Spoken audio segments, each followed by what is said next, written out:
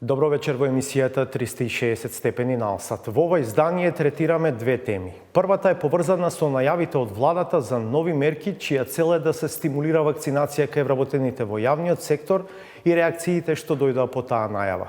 Синдикатите сметаат дека обврската да се прими барем една доза вакцина или да се прави PCR тест еднаш неделно за да може да се оди на работа, би била противуставна, спротивна на меѓународните конвенции за човекови права, а и финансиски би ги истоштила вработените во јавниот сектор поради тестовите што би ги правеле на свој трошок. Од прва рака ќе ги слушнеме аргументите на генералниот секретар на синдикатот на УПОС Трпе Дејановски и на министерот за здравство Венко Филипче. Втората тема се очекувањата што доаѓаат од представници на владата за деблокада на евроинтеграцијскиот процес по изборите во Бугарија. Последните изјави од Софија одат во спротивна насока од тоа дека нема основа за такво нешто со оглед на тоа што Скопје не ги реализира преземените обврски, како што велат од тамошното МНР, до тоа дека 14 декември е пребрзо за да може да се најде решение, како што оценуваат од политичката гарнитура, што најверојатно ќе води новата влада во Софија. За ова ќе разговараме со шефот на дипломатијата Бујар Османи. Реклами па најавените содржини.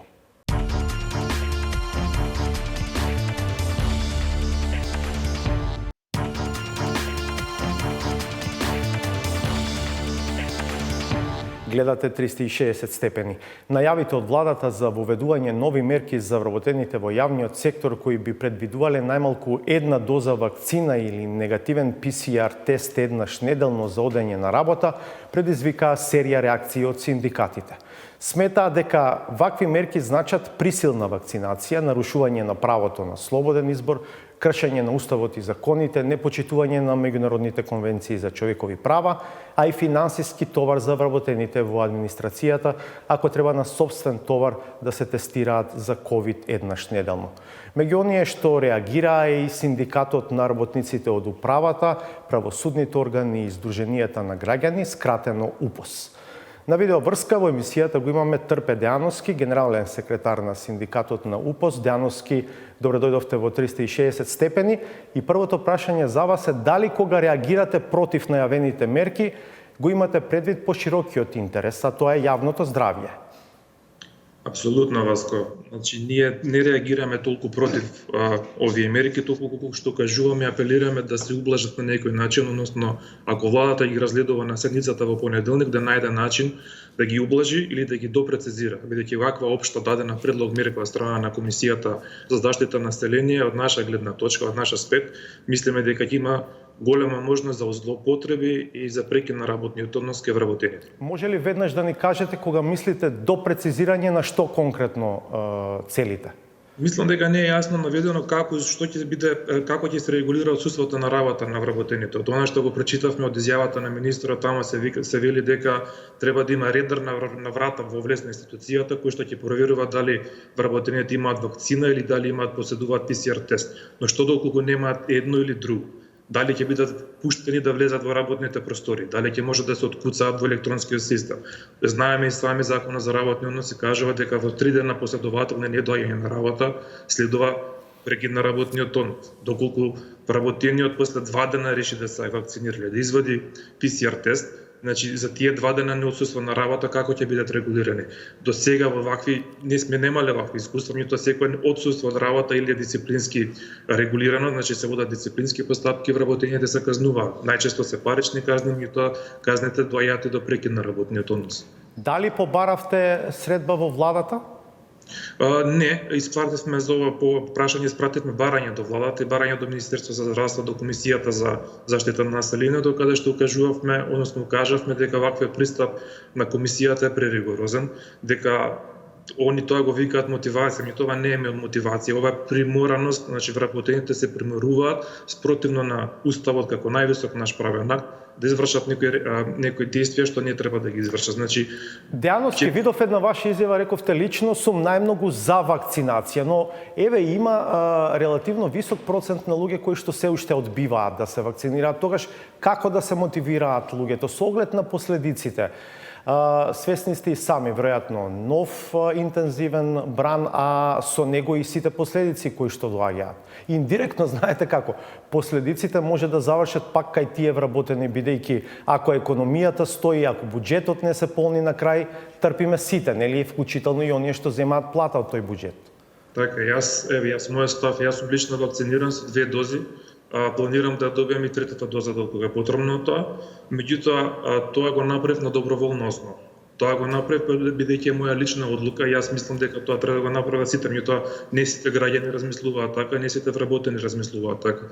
Би било подруго оваа вакцина да биде во оној задолжителен картон на вакцинација што го издава Министерството за здравство, и тогаш знам и државата би била покриена, да кажем, на таков начин, и ги има елементи да ги казнува со прекрсочни глоби граѓаните вработеништето што не би се вакцинирале. Меѓутоа, бидејќи самата вакцина против ковид не е задолжителна, препораките на Обединетите нации викаат дека никој не е приморан и не смее да биде приморан да прими вакцина. Дека тоа треба да биде одлука на секој граѓанин, на секој вработен. Мислам дека ваквата одлука на комисијата, односно предлог мирка на комисијата е преригорозна, и доколку таа се разгледува на влада, ќе мора да се допрецизира, да се направи да биде многу јасна и концизна што ќе се случи доколку не се вакцинираат вработените, какви ќе бидат последиците за нивното невакцинирање. Меѓутоа не можеме да кажеме дека ова не е било каква мотивација. Ова не е мотивација. Мотивација би било друго. Значи, треба, не знам, се ова е пак некое наше размислување, да има поголема кампања од страна на Министерството, од страна на владата. Имавме некои искуства од што ги гледаме преку медиумите од други држави, каде што дава и некакви бенефиции за луѓето што се вакцинираат, само за да може да се натераат да примат вакцина, да се заврши пандемијата со вирусот на ковид. Без намера да звучам сугерирачки, планирате некакви други активности, освен овие добронамерни укажувања до владата? Не, нашите моментално не сме размислувале на таа тема. Нашите активности ќе се сведат на барање до владата, барање до Министерството за здравство. Немаме никакви најави од членството наше за преземање на други активности. И за сега ќе се трудиме на маса заедно со работодавачите, заедно со владата да го решиме на поинаков начин. Благодарам што бевте дел од 360 степени. Благодарам и на вас. Емисијата ја продолжуваме со следниот гостин, министерот за здравство Венко Филипче. Ги чувме од прва рака и аргументите на дел од синдикатите кои што реагираат по најавата која што стигна лично од вас за новите мерки. Прво ме интересира дали реакциите почнуваат евентуално да ве премислуваат? Не, апсолутно не. Целта на сите овие мерки кои што ги предлагаме до владата се да се одржи стабилна епидемиолошката состојба така како што е сега. Гледате дека сме на некој начин еден изолиран остров, огромна експлозија на нови случаи насекаде во регионот, илјадници нови случаи, диагностицирани стотици случаи на кои што им е потребна хоспитализација, стотици смртни случаи. Ова се мерки кои не ги измисливме ние, туку се логичен след на сите досегашни превентивни мерки, укажувања, апели да се подигне опфатот со вакцинацијата, а мерки кои веќе се воведува насекаде во Европа. Ги има во Германија, Австрија, Хрватска, ги има во Грција, Евединска Грција веќе планира да воведе забрана за влез во затворени простории секаде, без разлика дали е на работно место или не, на сите невакцинирани. Што значи дека нема друг начин ние да ги заштитиме и здравјето на граѓаните, но и здравствените капацитети.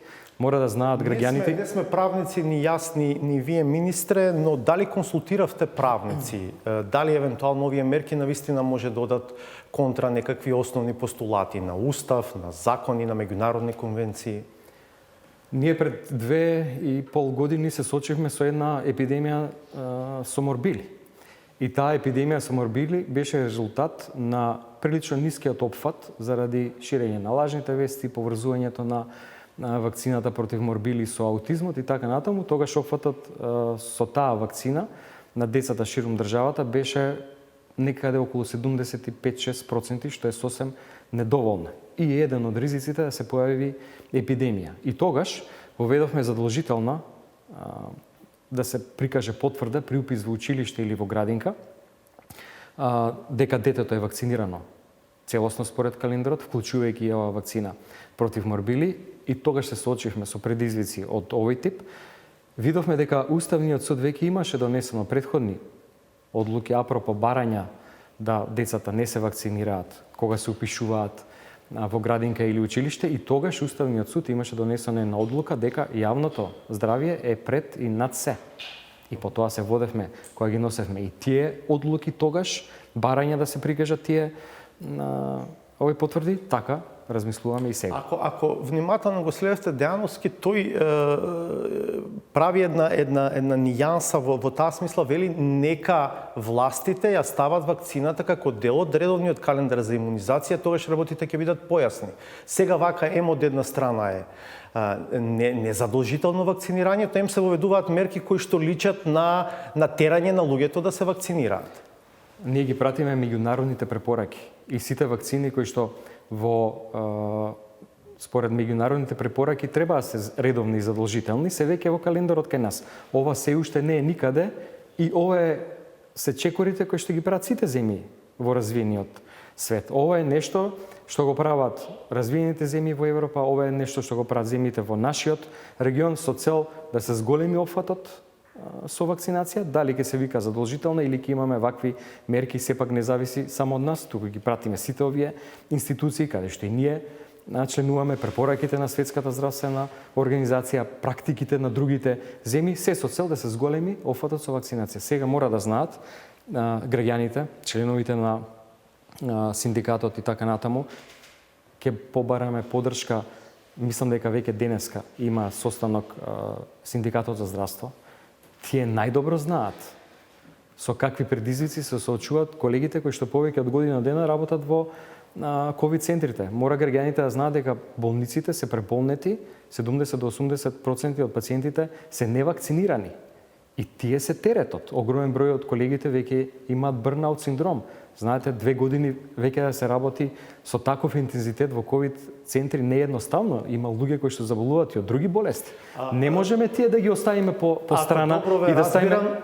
Вие на ниво на комисија, тело советодавно на министерот и министер сте решени ова сепак да го туркате до крај. Имате ли јасни тајминзи кога би одело ова на седница на влада за да биде утврдено како дефинитивно како мерки, бидејќи сега се уште на ниво на предлог? Да, апсолутно. А причина за тоа е да ги заштитиме болниците и здравствениот сектор. Кога велам? Кој ден, во дали понеделник знаете? има закажано состанок на главниот координативен кризен штаб, каде што првично се разгледуваат и така беше цело време до сега, така е теркот на работа. Овие предлози од министерството кои што доаѓаат преку комисијата за заразни болести и во вторник како предлог на владината седница. И потоа дадовте некакви тајминзи во кои што ќе се остави транзиционен период на луѓето да можат да се вакцинираат за да почне имплементацијата. И според Дејановски, и според многумина други ќе има практични прашања кои што ќе се јават. Дали на некакво ниво се разгледуваат тие? Кој ќе води сметка? Дали 3 дена отсуство ќе се сметаат за основа некој да загуби работно место и така натаму? Прво дозволете да кажам дека веќе од моментот кога ги најавивме овие мерки, бројот на граѓани кои аплицира за прва доза на вакцина се зголеми од 2.500 неделно на 7.500 оваа недела. Значи некаде за 2,5 пати се зголеми или 3 бројот на граѓани кои што се јави за вакцина. Се сложувам дека кога веќе правиме дигресија, бројот на оние што примаат трета доза на дневно ниво е поголем од оние што примаат прва доза. Но добро. Кога ги гледаме процентите на опфат со вакцинација, почнувајќи од 25 до 75 години, на секои 5 години во рамките на декадата на возрастната група има зголемување на процентот на вакцинација за 3-4 до 5%. И тоа го прави просекот. Да се вратиме на ова претходно прашање во врска со практичните прашања кои што ќе се појават. Треба да се дискутира и да го најдеме начин. Јас ставот на представникот на УПОС го толкувам дека е апсолутно про оваа мерка, но да се најде начинот како ќе се имплементира. И се сложам дека тука треба да разговараме, да видиме кои ќе бидат одговорните лица, ние ги нудиме сите електронски алатки. Да се симне сертификатот и да се провери кодот. Не е точно дека ова присилна вакцинација. Апсолутно имаат право граѓаните да не се вакцинираат и при тоа еднаш неделно да прават тест на собствен трошок и да докажат дека се негативни на ковид. На тој начин знаеме дека здравјето на сите околу не е загрозено. Добро, ама тоа е финансиски товар за вработените. Знаеме колку чини еден ПСР тест. Ама вакцината е бесплатна.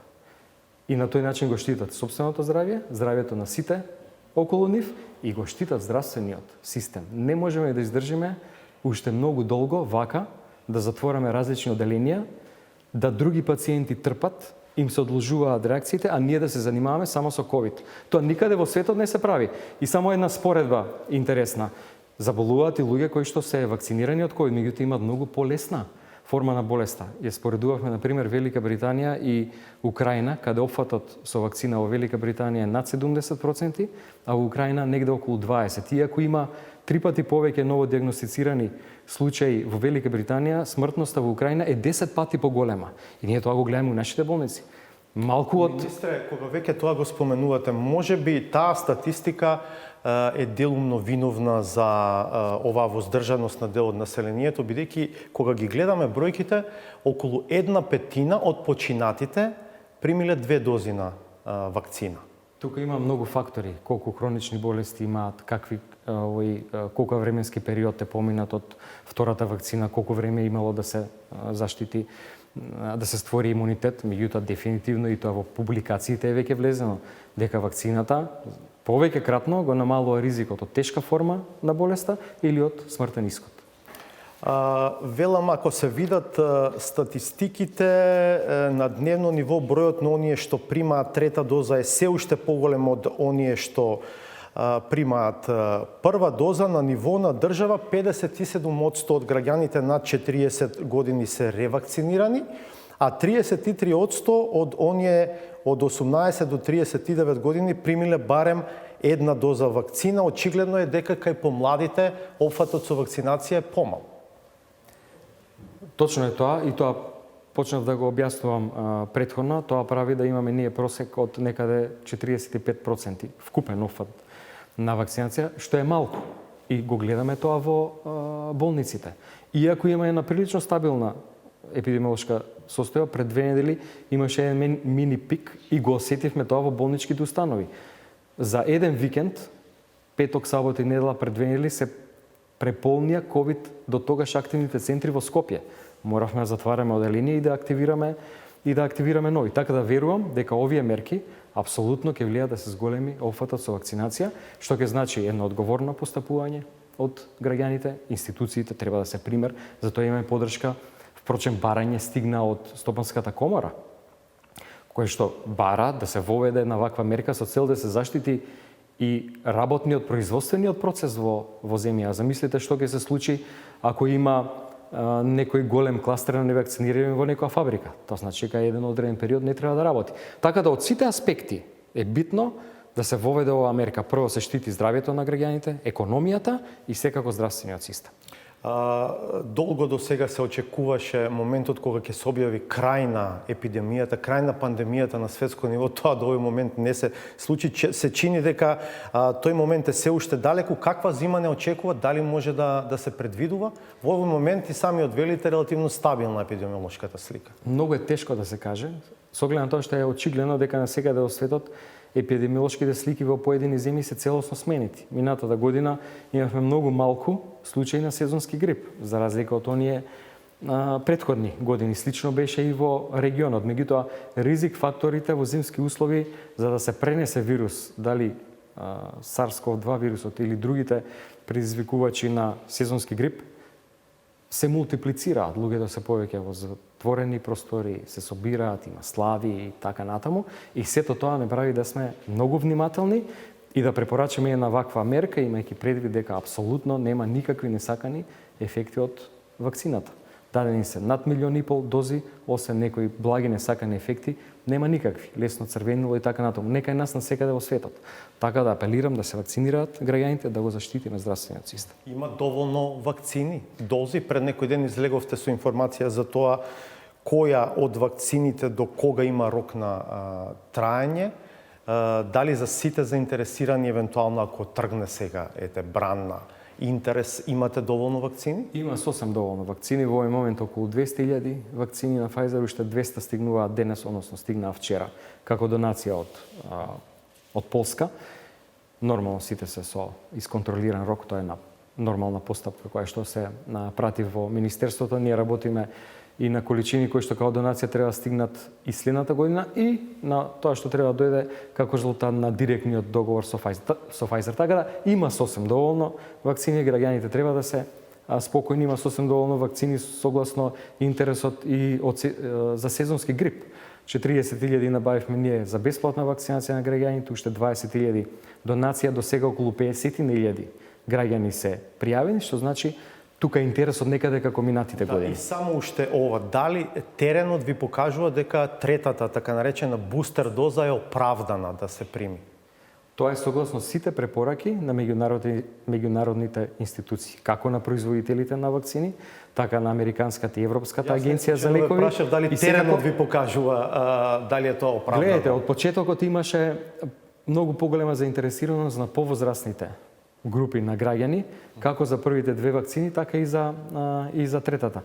И ние практично немаме хоспитализиран пациент кој што примил 3 дози на вакцини, што оправдува третата доза као препорака, со оглед на тоа што и студиите укажуваат на тоа дека значајно се зголемува ефикасноста на вакцината со третата доза. Оваа статистика да се следи како ќе расте бројот на оние што ќе примат трета доза, навистина дали ќе заболуваат, каква клиничка слика ќе развиваат и така натаму.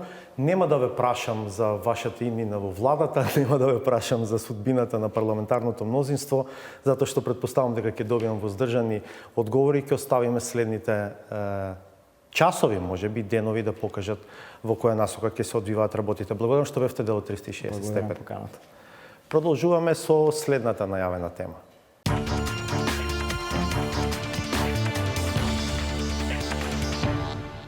Колку се уште живи и реални надежите за деблокада на интеграцијскиот процес на Северна Македонија во Европската Унија веќе следниот месец. Парламентарните избори во Бугарија завршија, од победничката политичка групација стигнаа најави за нов пристап во односите со земјава, но и скепса дека е можно решение до 14 декември. Паралелно со ова, министерот за надворешни работи во службената влада во Софија, Светлан Стоев, вчера се сретнал со амбасадорите на земјите членки на ЕУ и им рекол дека Бугарија не може да поддржи одржување на првата меѓувладина конференција со земјава, затоа што, цитирам, не гледаме напредок, затоа што нема политичка волја за решавање на тие прашања. Исто така Стоев рекол дека предлог преговарачката рамка за Северна Македонија не ги содржи предлозите од бугарска страна и соодветно не може да ја поддржат. Во студиото е шефот на дипломатијата Бујар Османи. Добро вечер, добре дојдовте. Добро вечер, благодарам на поканата. Дали по овие изјави, дел од нив цитирав, се уште верувате во можна деблокада во декември, бидејќи таква беше и вашата последна изјава, ако не се лажам? Видете, мислам дека влегуваме во некакво си финале на оваа сага на разговори, на обиди за почеток на преговори.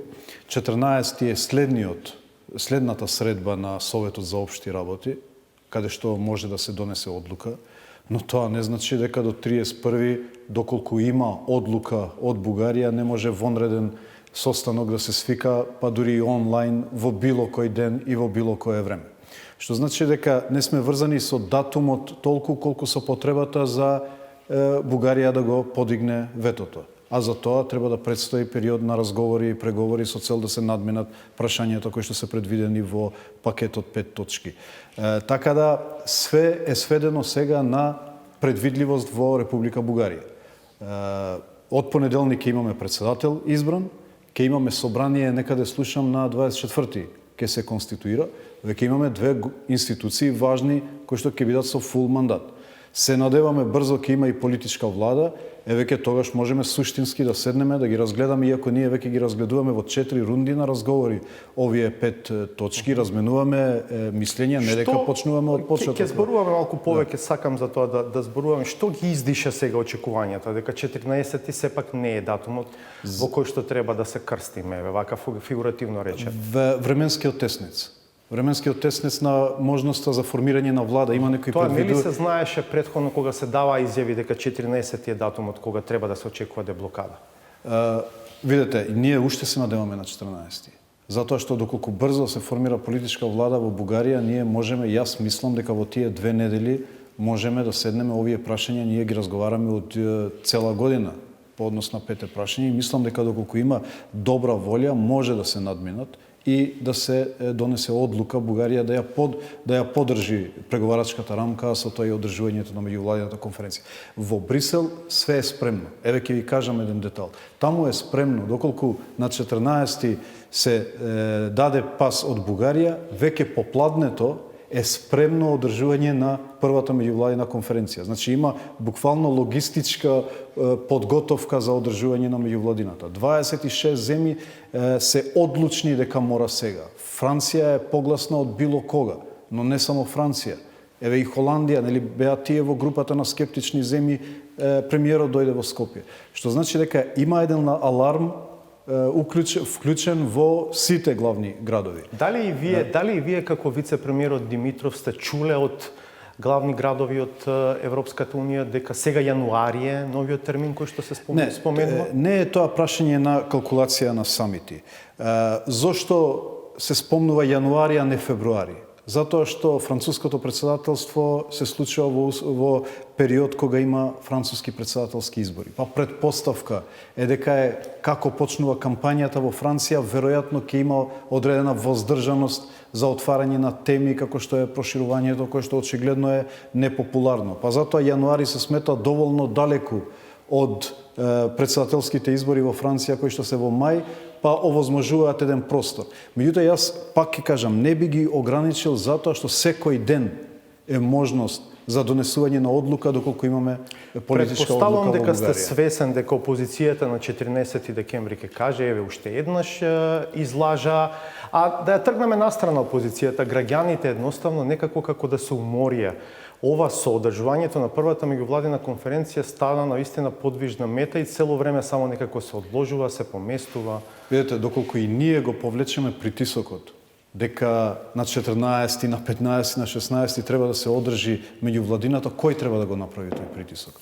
Ние тој притисок го правиме и врз Европската унија, врз земјите членки, дека навистина се претера во одложувањето. Земјата ги има исполнето условите, нема причина зашто да не се одржи. И ние ги разбираме граѓаните. И ние не сакаме, и јас во секоја изјава велам, не сакам да ги подигнеме очекувањата на граѓаните за да не се фрустрираат понатаму. Меѓутоа треба да не сватат граѓаните дека тоа и нас ни е инструмент за да ја продолжиме тензијата. Иначе, доколку ние се откажеме од сега, иако, еве, во Брисел бев, се видов со Стоев ми го кажа, мене ова што го кажал пред амбасадорите. Јас се уште не се откажувам од декември, затоа што ако се откажам од декември, ние ќе почнеме да планираме веќе за друг датум, за јануари. Ќе почне да се разводни фокусот. Сакам да го одржиме фокусот. Аргументацијата на Стоев, дел каже во најавата на ова интервју, тој повторно ги споменува обврските преземени од премиерот Заев на средбите со Радев и премиерот на службената влада Јанев на 17 јуни во Софија. Зборува за 5 точки. Каков е статусот на тие 5 точки, господине Османи? Видете, обврска има од моментот кога ќе постигнете договор. Ние предложивме текст во јули во Бугарија, кој што не беше прифатен како таков, за да има обврски.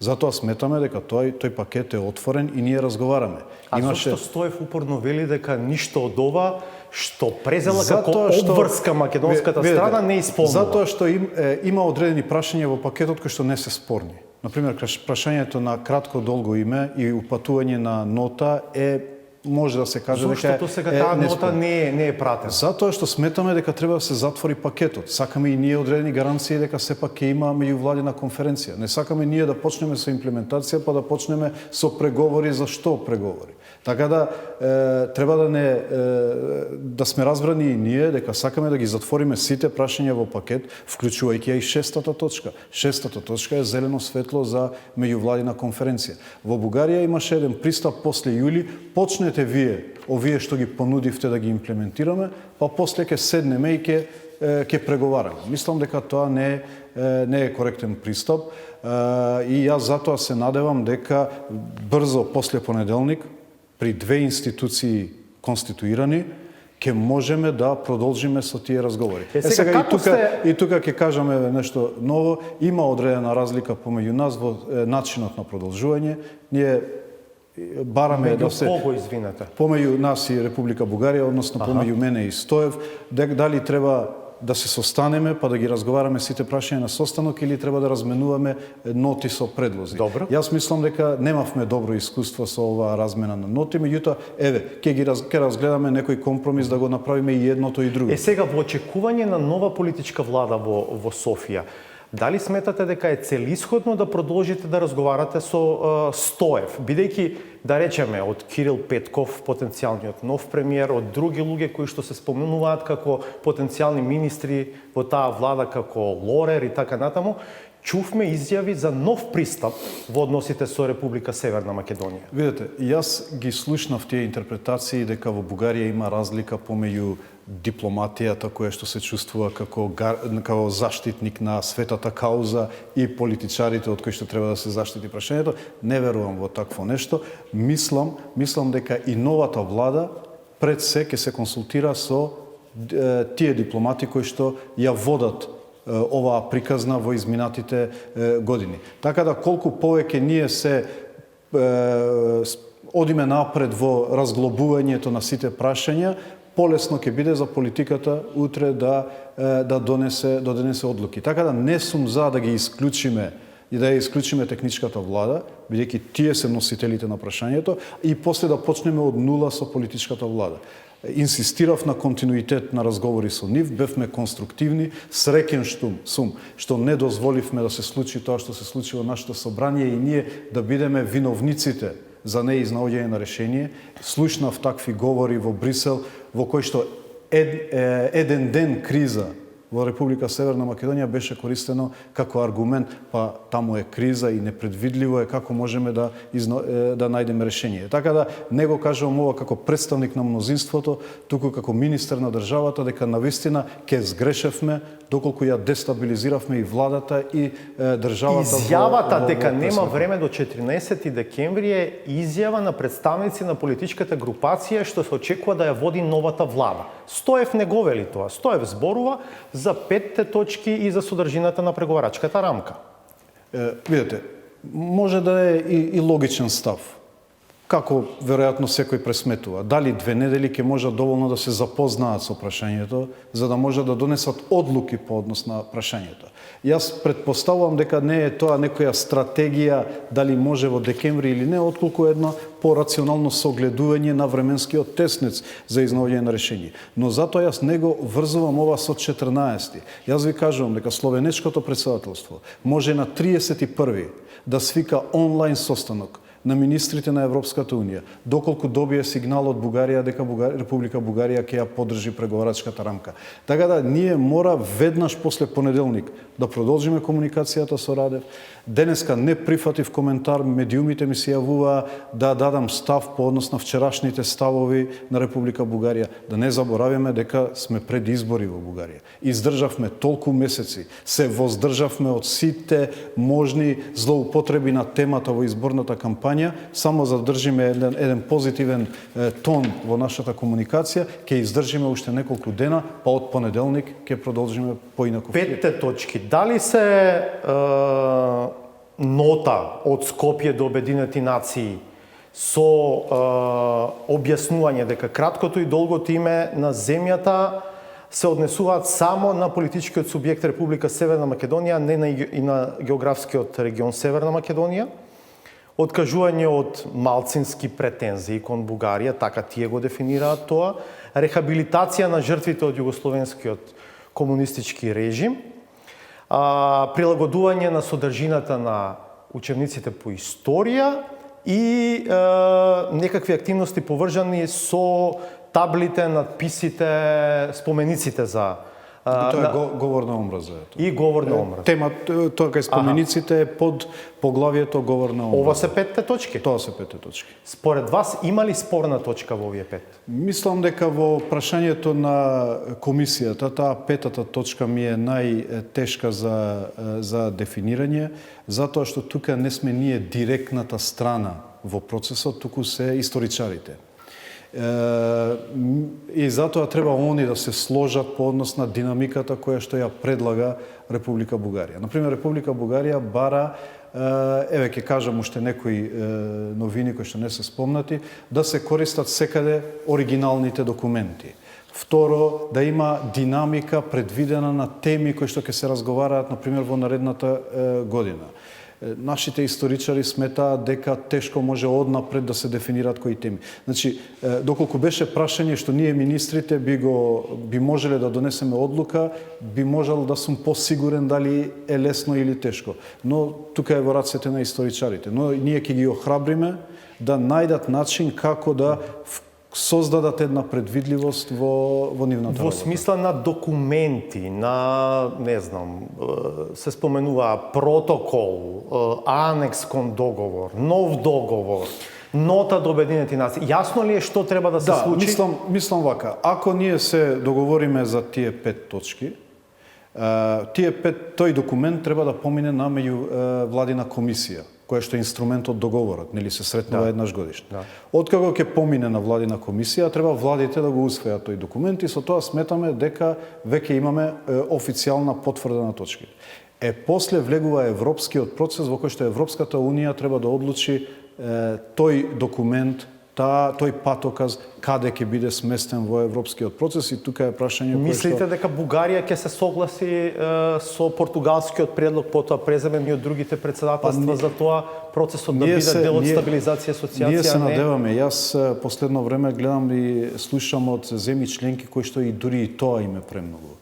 Бидејќи ова не е прашање веќе на Северна Македонија, туку на заштита на самиот процес на преговори. Они се плашат дека ако стане тоа преседан, утре секоја земја ќе бара билатералните прашања да се внесат во преговарачкиот процес.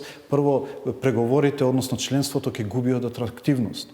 Бидејќи една земја не сака да помине низ таков тежок процес по однос на решавање на билатерални прашања.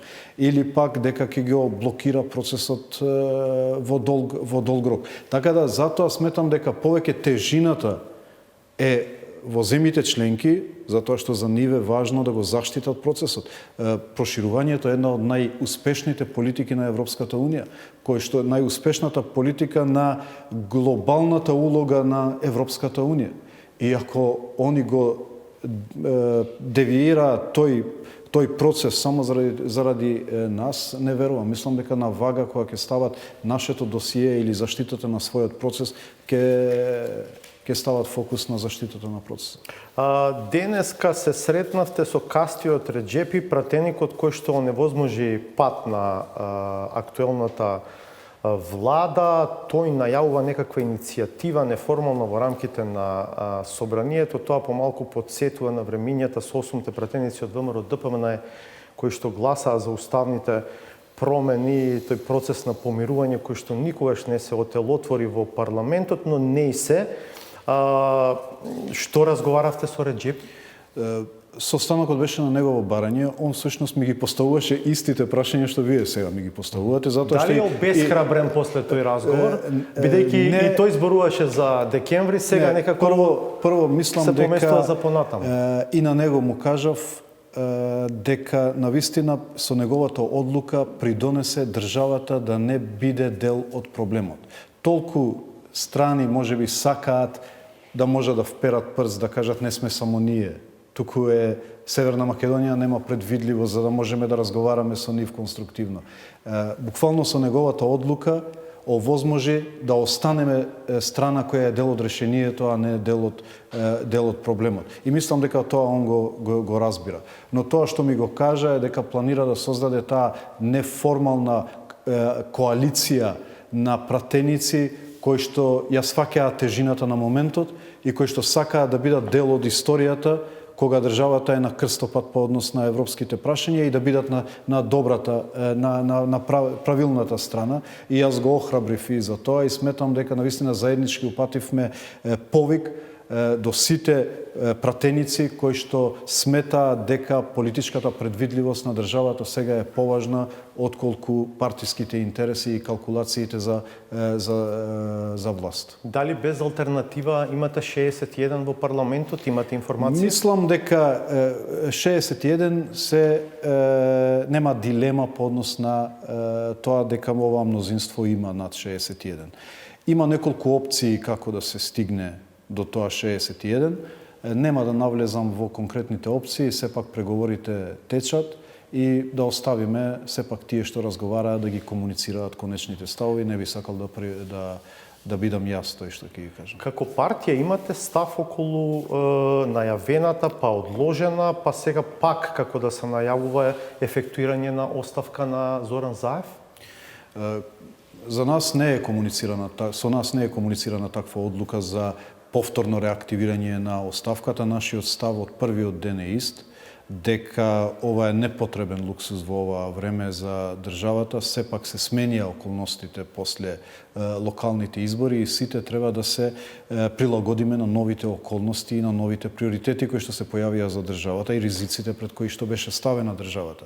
Така да очекувам оваа влада да продолжи со тоа што ниту го делам мислењето во јавноста за однос на реконструкција на владата, повеќе го гледам како процес на пополнување на испразнетите места после оставката на министрите на Дали дел од еден ваков став, не само ваши на други министри, одуе калкулацијата за евентуални внатрепартиски, како да ги наречеме, искричења во случај да се отвори прашањето за нов мандатар, нова влада, кој како би гласал од пратениците ваши? Дали некој од министрите ќе остане, нема да остане? Знаете зошто?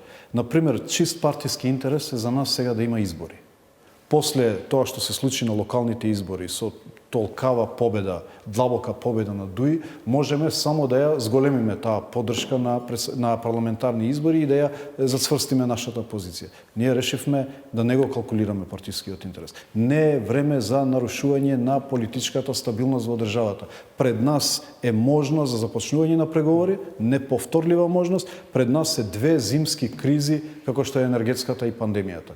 И затоа сметам... Не, ама знаете што ве прашав? Не ве прашав за нови избори или за... Ве прашав за исто мнозинство со нов мандатар и евентуално нов состав на влада. Јас тоа го кажувам насекаде.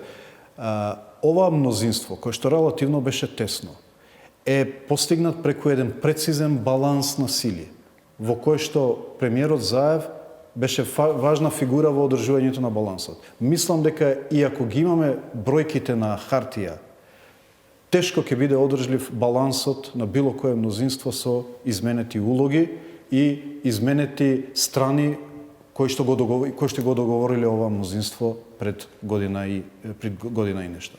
Така да мора да ги имаме предвид сите овие факти. Ние ги имавме предвид кога укажувавме дека ова не е добра одлука. И се покажа дека не е добра одлука после обидот за ново мнозинство во собранието. Истото го сметаме и сега. Независно што можеме да ги имаме бројките на хартија, поместувањето на коцките во мозаикот може да биде тешко одржливо заради спецификите на контекстот и на договореното и на самото мнозинство. Благодарам што бевте дел од 360 степени. Благодарам на вас. Ќе одиме на пауза, по неја ќе видиме новата саботажа.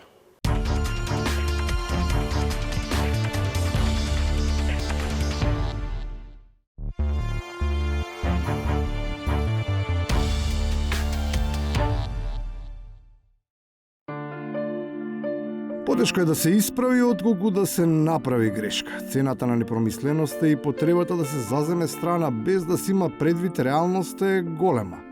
И авансно се плаќа најпрво со нејзино јавно признание и со девалвација и покажување на сопствениот став.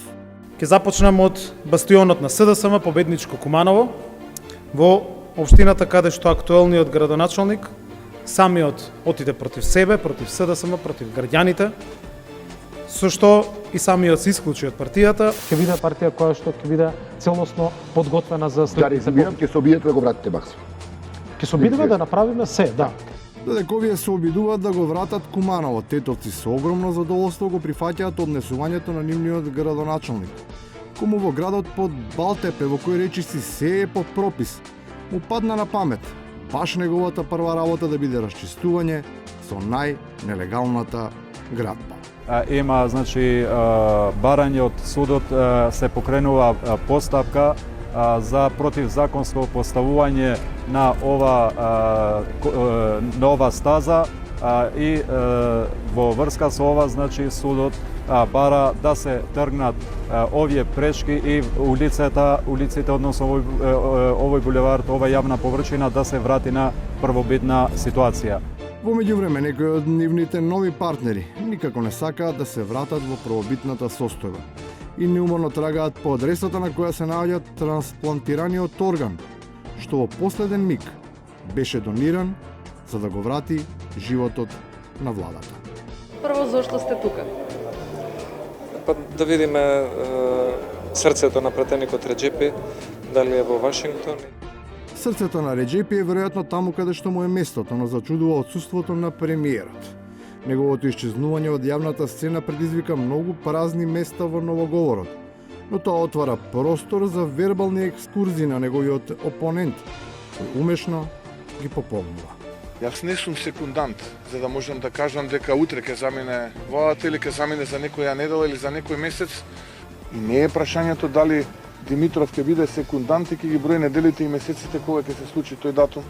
Разликата меѓу бројач и сведок во битка или фрлач на пешкир во боксерски ринг не е ниту семантичка, каква што не смее да биде ниту одговорноста на оние кои немаат поим, не само дека им се копа, туку и што воопшто им се случува на она место на кое се поставени во име и за сметка на граѓаните.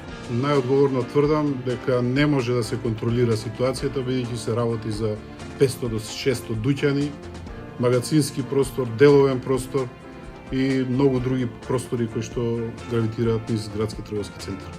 И на крајот, може би е тешко да се контролира толкав простор, но веројатно не е лесно ниту да се има увид во тоа што се зборува. И велите, жалам, простете ми што се уште морам да бидам дел од еден ваков срам. Што бев дел? Што бев дел? Без се уште, што бев дел од овој срам? Морам да бидам дел. Тоа е изјава во четвртокот, можеме и тонски да видиме. Пуштете, што уште, Одиме со првата изјава на господин Мецкоски. Што бев дел од овој? Очекував дека ќе ја негирате, затоа ја подготвив тонски. Ви молам првата изјава од господин Мецкоски. Жалам, простете ми, што морам се уште да бидам дел од еден ваков срам. Не е срамно да се заборави, ама е непријатно да се инсистира на спротивното и покрај свесноста дека увидот токму тоа и ќе го потврди. Завршува уште едно издание на емисијата 360 степени. Следното е в понеделник од 22 насат следуваат вести. Останете на оваа фреквенција. Пријатно.